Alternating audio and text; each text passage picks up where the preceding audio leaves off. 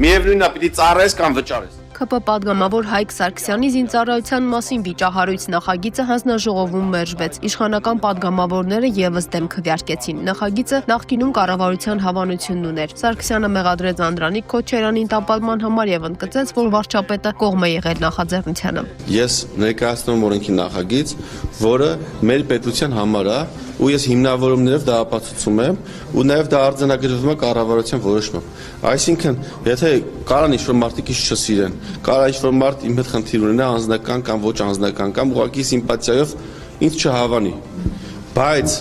սեփական ամբիցիայով կամ սիմպաթիայով կամ քենախնդրության պատճառով տապալես պետության համար կարևորագույն նախագիծը, ես, որ հիմա հնարավորություն ունեմ, կարող եմ լացեմել, էլի, որովհետև անընդունելի է դա։ Չի կարա տենց բան լինի, որ դու մարդու հետ անձնական խնդիր ունենաս, քո պետության համար կարևորագույն նախագիծը տապալես, դու ասես տեսար Սարգսյան Հայկին տապալեցի, գլուխ գովաս, ասես տապալեցի, չկարացավ անի, բայց չես ասում, որ դու տալիս ես քո բանակի աշկն ես հանում, քո զորակոչը կրիտիկական վատ վիճակում է, քո զորքի թիվը 44,000-ից 14 տարում, իջել է 14,000, ասում եմ եկեք միջից ձեռնարկենք, ասում են բանը, Մեջը խոսում ես Սարգսյան Հայկը բանը, իրա PR-ի համար անում, միշտ եմ իմ PR-ի համար անում, բանակի համար եմ անում, PR-ի համար անելուց լինեի 50 տարի կլինեի ես խմբակցության պատգամավոր, բայց ամենակարևորագույն հարցերը, որ բարձրացնում եմ, ինչի համար, հարաբերությունն է, չէ՞ փչանում դրա արդյունքում, նախարարների հետ, գործադիր իշխանության ներկայացուցիչների հետ հարաբերություն է փչանում, բնականաբար, որ մարդու խնդիրների մասին խոսում ես, հարաբերություն է փչանում, 2 տարի է խնդրում եմ պաշտպանության նախարարին, ասում եմ բանակում շաբաթը մեկ է զորքը լողանում, հնարավորություն ստեղծենք, թող ամեն օր լողանա։ Ես զինվորների լողանալու հարցով ի պաշտոն չեմ զբաղվում, ես չգիտեմ պարոն Սարգսյանը, ես տեսեք ես պաշտպանության նախարարությունում համակարգման ոլորտներ կան, ես տեղյակ չեմ, որ զինվորը երբ է լողանում։ Որ նման խնդիր կա։ Հարգարժան պարոն Կիրակոսյան, ես հիմա Նարեկ ջան, տեղյակ չեմ ինչի մասին է խոսքը, ես կարծում եմ, որ չլողացած զինվոր մենք չունենք, եթե մեր զինվորների ասում եք բոլորը ես չեմ համակարգում, դրանք զինվորական կարգապահության, նախատեսված իրավակարգավորումներով լուծվող հարցեր են, բայց որևէ խնդիր այդ հարցով մինչև հիմա չի եղել։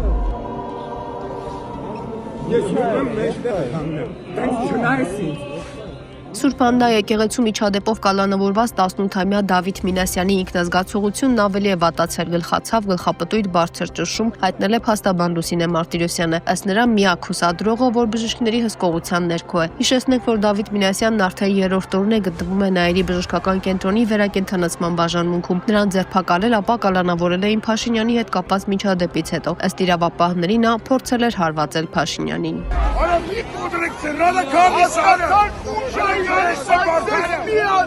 Երևանի Սուրբ Աննա եկեղեցում պետական պահպանության ծառայության ծառայողների գործողությունները եղել են անհրաժեշտ եւ բավարար, այսօր ԵՄ-ին հայտնել է ՊՊԾ պետ Արթուր Գասպարյանը։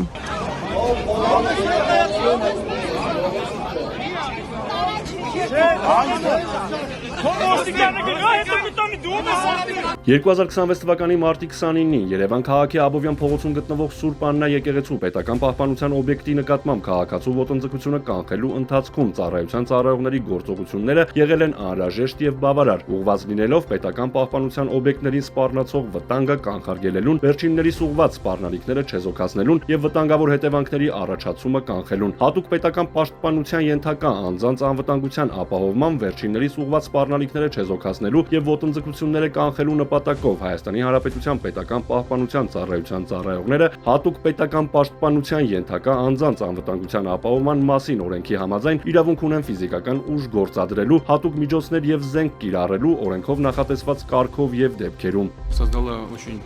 Ադրբեջանի արտգործնախարարությունն արձագանքել է Դմիտրի Պեսկովի հայտարարությանը, թե Հայաստանը Ղարաբաղը ճանաչել է Ադրբեջանի մաս առանց Մոսկվայի մասնակցության։ Բաքուն հայտնել է, որ իր դիրքորոշումը փոխանցել է ռուսական կողմին, ընդգծելով, որ անթույլատրելի է Ղարաբաղյան տարածաշրջանը օգտագործել քաղաքական շահարկումների համար եւ շեշտել, որ ոչ մի երկիր, այդ թվում Ռուսաստանը, կասկածի տակ չի դրել Ադրբեջանի տարածքային ամբողջականությունը։ Ավելի վաղ Մոսկվայում Վլադիմիր Պուտինը նշել է, որ Նիկոլ Փաշինյանի կողմից Ղարաբաղը Ադրբեջանի մաս ճանաչելուց հետո հարցը դարձել է ներ-ադրբեջանական եւ ՀԱՊԿ-ի միջամտությունը ճիշտ չէր լինի։ Փաշինյանը պատասխանել էր, որ նման քայլի գնացել է այն բանից հետո, երբ հենց Պուտինն է հրապարակայնորեն Ղարաբաղը Ադրբեջան անվանել Պեսկովն էլ հավելել է, որ Մոսկվան որևէ առնչություն չունի այդ որոշման հետ եւ ակնկալում է, որ քննարկումներում իրեն չեն հղվի։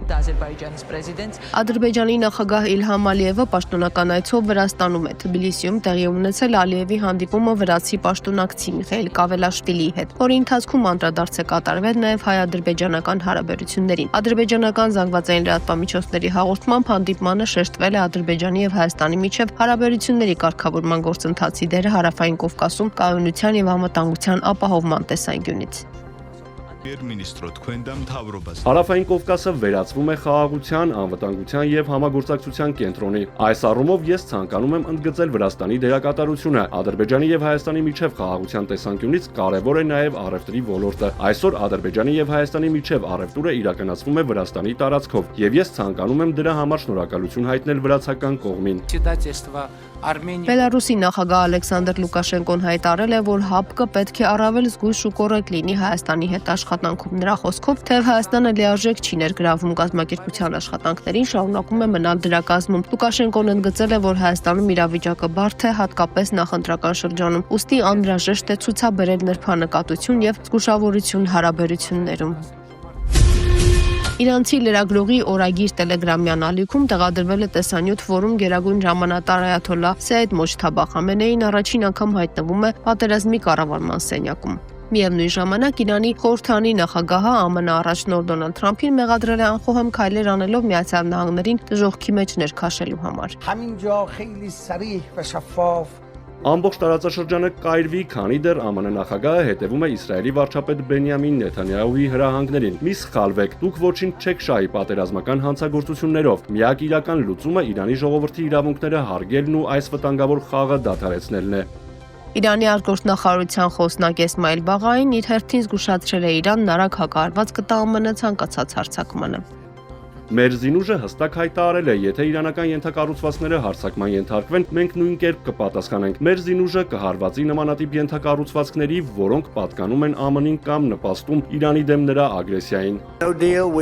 Միացյալ Նահանգների նախագահը ավելի վաղ ասել էր, թե իր կարծիքով այսօր Իրանի հետ կկարողանան համաձայնության գալ։ Հակառակ դեպքում Թրամփը սպառնացել էր պայթեցնել Իրանի քաղաքացիական ենթակառուցվածքները։ Հերթական սպառնալիքների ֆոնին հայտնի է դարձել Իրանի Իսլամական հեղափոխության պահապանների կորպուսի հետախուզության պետ գեներալ լեյտենանտ Մաջիդ Խադեմի նահատակության մասին։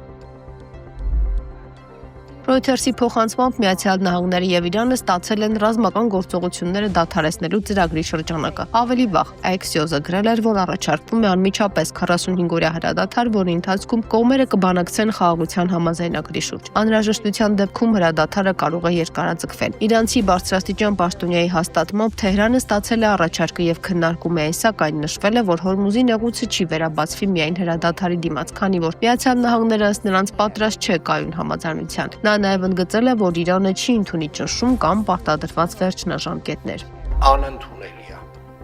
Առաջին օրվանից Երևանի քաղաքապետ Տիգրան Ավինյանը խոսել է երկու հիմնական թեմայի մասին՝ քաղաքի կանաչապատում, նշելով, որ վերջին տարիներին Երևանում տնկվել է շուրջ 21000 ծառ եւ ավելացել է կանաչ տարածքը, չնայած սոցիալական ցանցերում տարածվող մտահոգություններին, թե կանաչ ֆոնդը նվազում է։ Հասարակական տրանսպորտին եւ վարորդներին իր անդրադարձում Ավինյանը ընդգծել է ավտոբուսների անսարքությունները ու ֆինանսական հաշվարկները, պահանջելով հստակ բացատրություններ ծախսերի վերաբերյալ։ Նա նաեւ քննադատել է վարորդներին, որ չեն ներգրավում ուղևորների վճարների հավաքագրման գործընթացում, ընդգծելով, որ դա անընդունելի է եւ պետք է շտկվի մոտ ժամանակում։ Վարորդների հավաքագրման process-ին ներգրավվածության բացակայությունը անընդունելի է։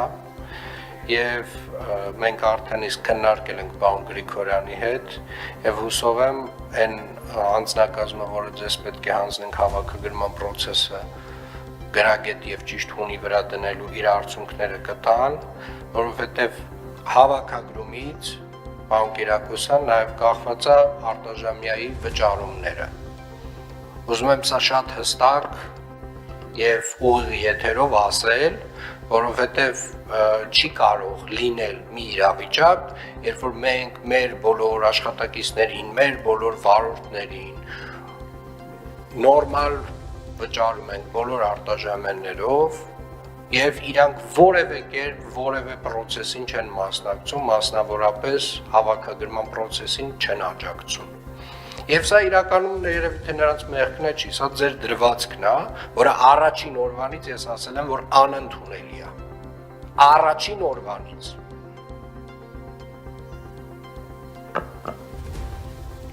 Մի ամիս հետո արդեն արդյունքները կհասկանանք ինչ է Բան ստացվում։ քաղաքապետ այսօրվանից հրանգավորված է բոլոր վարորդներին։ Իսկ հաջորդ շաբաթ ձեր ֆինանսականը կբերեք եւ կզեկուցեք։